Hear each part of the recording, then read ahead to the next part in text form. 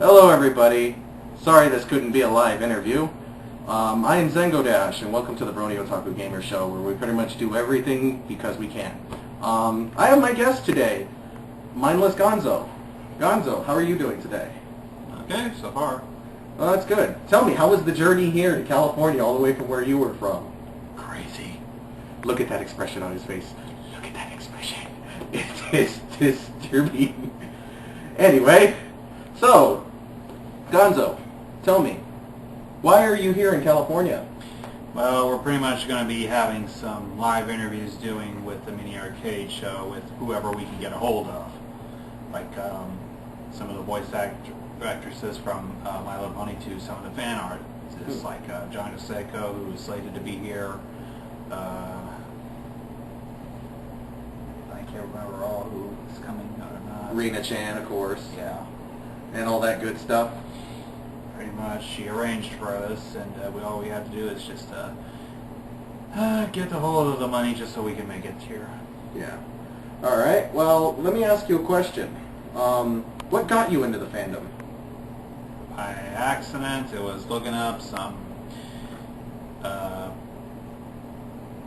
cartoon meltdowns, just people going fucking nuts, and Fluttershy happened to be one of them. Basically, the internet happened. The internet happened in a nutshell. All right, then. Now, a question I gotta ask you is probably a big thing. Now, before you were into the pony fandom, what were you into exactly? What were your big things? I was mainly into anime, and I was pretty much just watching any sort of anime titles that I thought I might have been interested in, any sort, ranging from action adventure to slice of life to a little bit of hentai. Anything you can get Japanese related, right? That looked interesting. All right. So, are you also people ask and want to know, are you into the furry community by any chance? Not sure, but it's working its way there. It's working its way there? It happened to be linked up with the pony community, and there are crossovers, so... Oh, I get. Like, could you give us an example? Well, one of the good Brony artists that we are going to be meeting with real soon happens to also be a furry artist.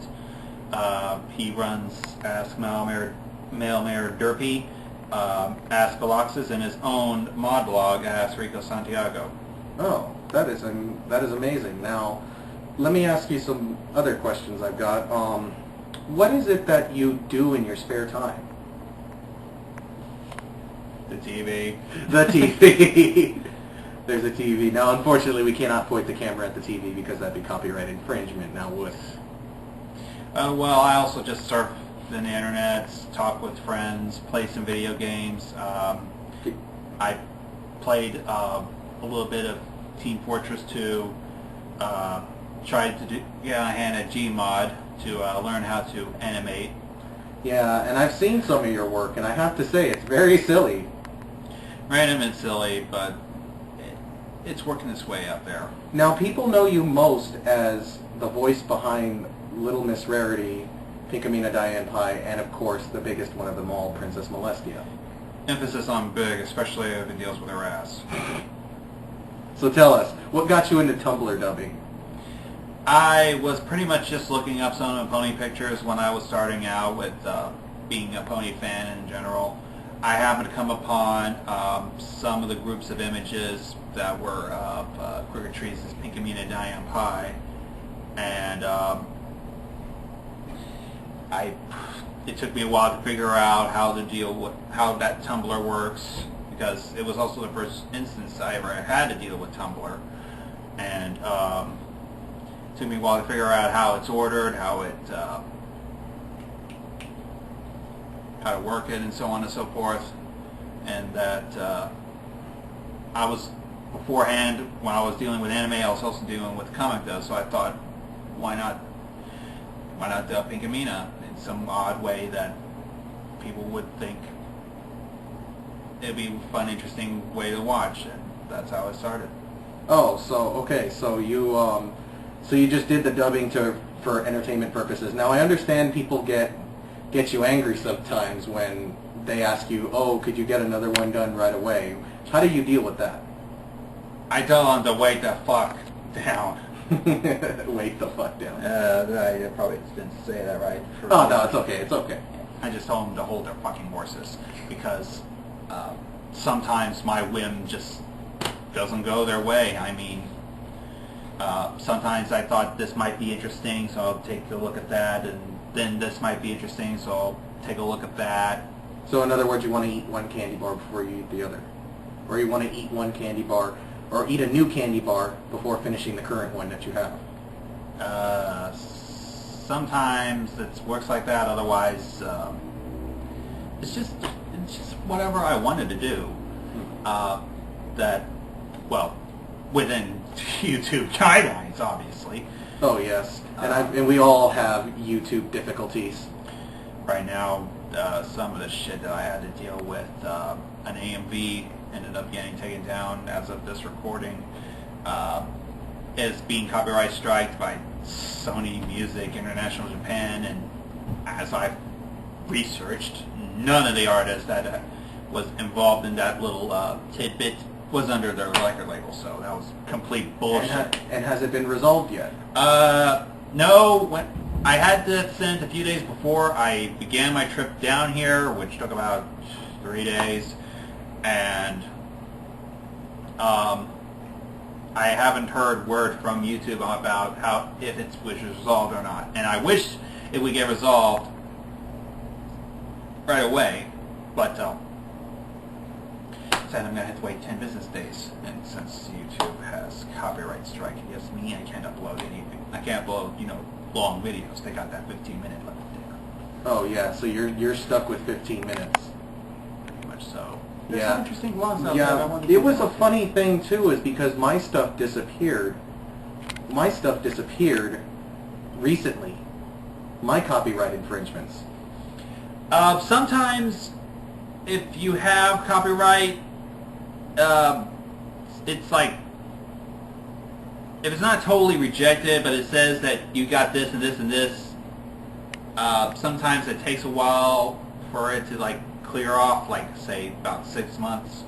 I ended up learning this for some of my other channels, which one of them is sadly struck down, and I can't do anything about it because of copyright, because it does actually belong to the copyright holders.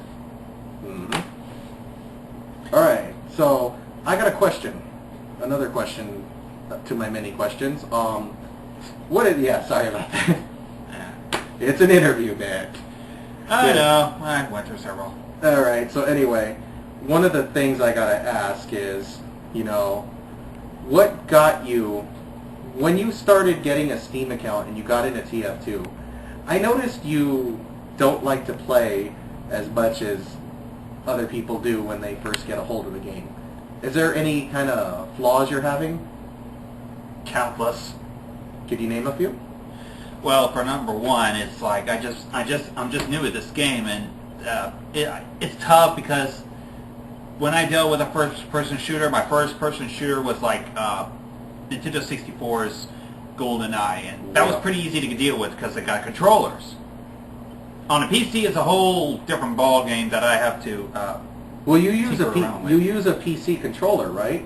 For your other I tried, but I couldn't even work the damn thing. Well, there are PC controller guides. And there's this one little thing that a friend of mine ended up getting me for a birthday that converted a PS2 controller to pretty much a PC controller, but I haven't found a suitable configuration, because one of my other games that I play is GTA 4, and I just want to be able to easily control a vehicle with a control pad instead of the stiffness of a keyboard.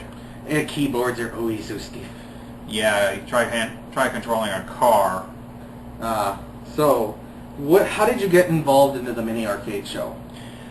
Mean Spirit was wanting to start things out, and ended up thinking that since he pretty much noticed about my work, he thought I should be a part of it.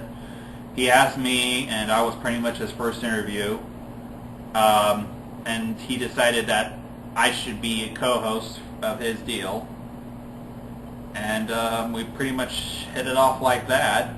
We went through several changes. We also have Blood Knight, who is also hosting with us, and we did a lot of interviews, a lot of talks with people who I admired, but just didn't have the balls to talk to, like Jay Von Esbrook, who threw up Little Miss Rarity onto Tumblr and pretty much was fucking infamous. Oh yes, because we all know if you get us a very crazy looking rarity, you're going to be popular instantly like that. Yeah, one of the key things that I've noticed about some of these Tumblrs that I've noticed they have tons of followers is because they use the show's characters and not just someone's thrown up OC that was probably half-baked in a Pony Creator Flash or something. Half-baked in a Pony Creator Flash. Yeah, that's what kind of my OC is, and you know, only because I can't draw. Curse you, hands, curse you. I can't draw either right now, but mine was customized. It was tossed out to a bunch of people who happened to be on the Mini Arcade show. And the winning design, which is my current one, is based off of the one by Insane, the guy behind Sexy Applejack. Now let me ask you a question. Your pony, your OC. Why is it that it comes in both male and female? What was it first? Developed female because, well, I might as well face it, girl OC hotness, right? Mm-hmm. Meat Spirit thought it might have been played out a little bit and it might have gotten a little out of control, and he suggested that there would be a male. But sometimes I let the fans decide, male or female. However, though, for the little comic we were doing, that's kind of on hold until Fleur Knight gets all her shit together and everything is going smoothly. My OC is male. For anybody else who wanted to draw, it could be either male or female. There is a base, pretty much, that Fleur Knight drew up herself. That was basically based on some of the Insane drawing. Same Cutie Marks, same color scheme, everything. Now what is the reasoning behind your Cutie Mark? Probably because I'm infamous on YouTube and that I like to make videos that are sometimes crazy, sometimes thoughtful, and sometimes some things that everybody likes, and that the Cutie Mark is basically based on me making videos on YouTube. So in other words, your Cutie Mark's just a parody of the YouTube play button. It's sort of based on that, yeah. So it's like well, I don't think we're aiming for copyright material. It's just based on movies. All right. So now people would have a normally if this were running live, if this was a live interview on my live stream right now, people would probably be asking you questions, mostly wanting you to do Molestia, but we're not going to ask you to do that. You had a long trip. Yeah, it's a pain in the ass, especially since several things have been happening,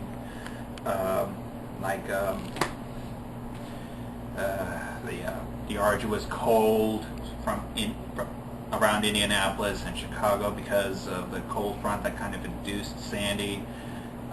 Some of the incidents that were happening on the trains, like coming in from Chicago to pretty much around California on the Southwest Chief, which is an Amtrak train. When I was ordering breakfast on the dining cars of that train, it was like normal.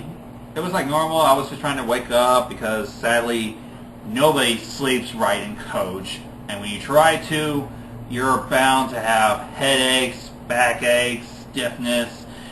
Coach seats are not designed for sleeping. Coach seats. You'll never understand them. Now, I want to explain something here to you. I just want to let you guys know, I gave Gonzo a couple of gifts to welcome him into California. This is a Toho fan book from the Toho Project series. It is in Japanese. I wish it was in English, but they sell these things authentic in Japanese from Anime Expo. And I thought I'd give him some piece of, Japanese stuff because I did have an extra one. I do happen to have anime with me, but oh well. And I also have for him Rarity. Yeah. My first pony figure. Take a look at that.